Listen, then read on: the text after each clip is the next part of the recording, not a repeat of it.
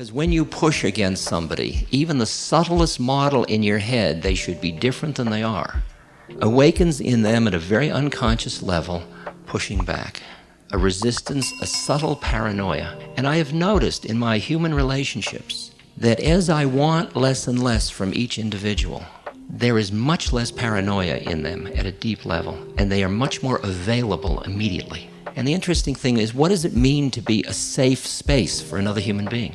A safe space means you don't have an agenda. But we have this tendency to have a model because we're trying to justify the way we're living our lives. So to me, that word balance is a really key issue. I mean, there are so many little balances we work with. The balance between the kind of intuitive heart and the thinking mind.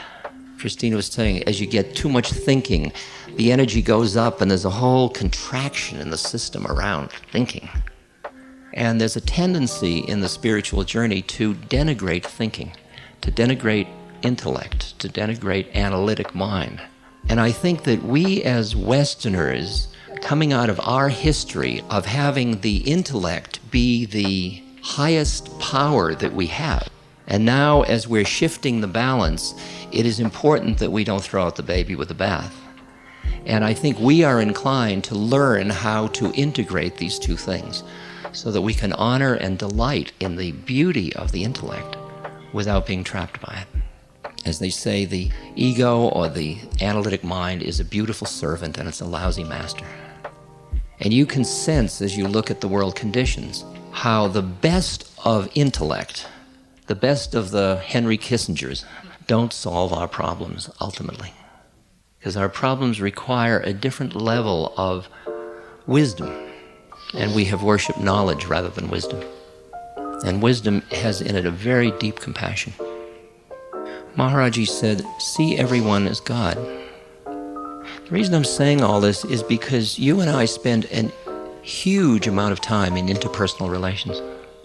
And the question I ask you, since you and I aren't going to monasteries to live our lives, since that's one of the things we do so much, wouldn't it be nice to make it a yoga? To make your human relationships your yoga?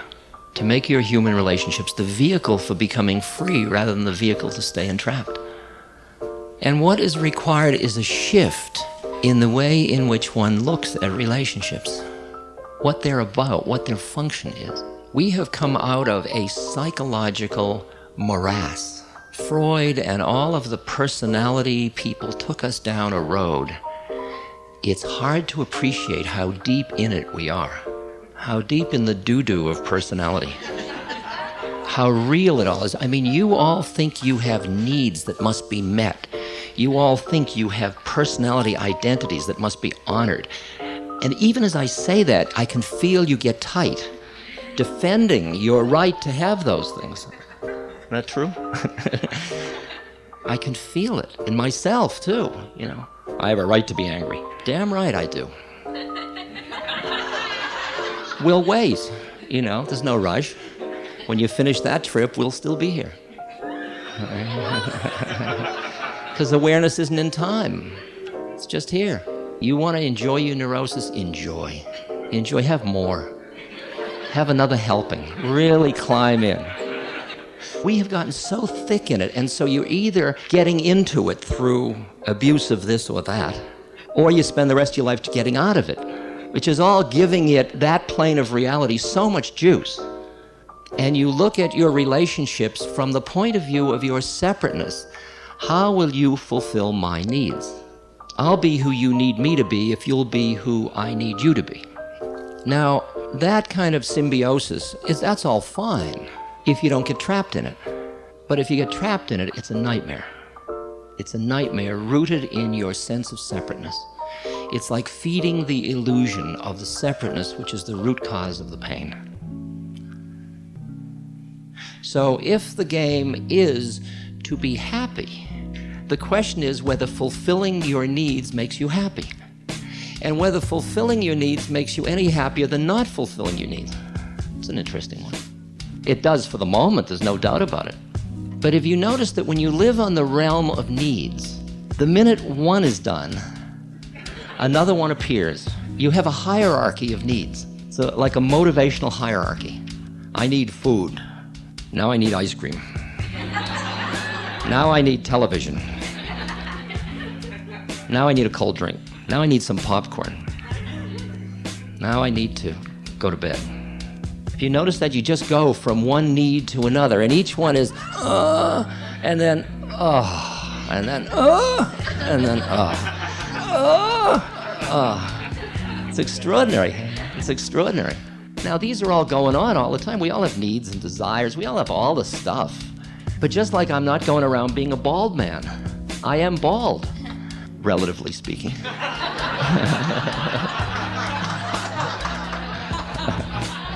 To those of you that don't have eyes to see. But my consciousness is not full of baldness. It's an also-ran. Sure. In my hierarchy of desires, if I have the power, yogic powers that Patanjali talks about, I'll create a beautiful head of hair for myself. As a whim, just to I did it on the astral plane, so those of you that can see know that. And if you see the way in which people get encrusted in their personalities, you can look at somebody and the way they stand, the way they dress, the muscles of their face, the redundancy is staggering of a person saying, this is who I am. This is who, they're basically saying, this is who I think I am. This is who I think I am. This is who I think I am. So you see helpless people going down, this is who I think I am. This is who I think I am. Then you see bankers, this is who I think I am. This is who I think I am. You see car salesmen, this is who I think I am. This is who I am. Just laid back hippies. Hey man, this is who I think I am. Hey baby, this is who I am. And everybody gives you a little matrix. They're walking down the street with it, out of the Doctor Strange comics, these huge mine nets. And the net goes out and it catches you. And you immediately go into the, I'll make believe you are who you think you are if you'll make believe I am who I think I am. So you don't even look to see who it is. You don't see God as your only friend. You don't see that could be God in drag. You see who they think they are. And you respond to it. And so everybody is going into the personality realm, making it real, and then interacting. And then looking at each other, and when you think your personality is real, that's all you see when you look at other people. You don't see the other planes of consciousness. I like the image of the man in a rowboat rowing through the fog, and he hits another boat, and he screams at the other boatman, why don't you look where you're going? And the fog clears for a moment, and there's nobody in the other boat. It was just floating. And you're left with, because at that moment, the plane of consciousness shifted. There was nobody there. Well, imagine there isn't anybody anywhere. There's only one of us. There's just awareness. There's nobody. Who do you talk to? Can you and I enter into a dialogue knowing neither of us are real? Can we have needs without really thinking of them as who we are, where we're living? It seems to me that we come together through roles, through personality structures, through all these things. These are the vehicles through which we meet. These are the vehicles. The identification with the vehicle becomes a tremendous trap. And part of the yoga of relationship is to meet through the vehicle of all that stuff, but recognize that through the process of relationship, my relationship with you, let's find our way out of being trapped by that together. You help me and I'll help you. So that we can be in the roles in a kind of celebratory, free, playful way.